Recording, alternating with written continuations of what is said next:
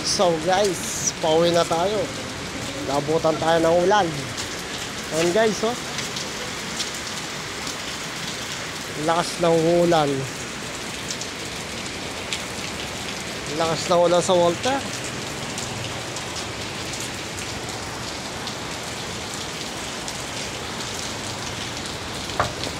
At samantala guys, dito muna tayo. Wala tayo sisilungan guys. Ang lakas ng ulan. Ay! Alas 5 na naman tayo uwi. 5:30 na naman guys. Ang lakas ng ulan. Huwag natin lusobin yan guys. Malamig. Wala tayong yayakap. Wala tayong yayakap sa atin pag nalamig tayo.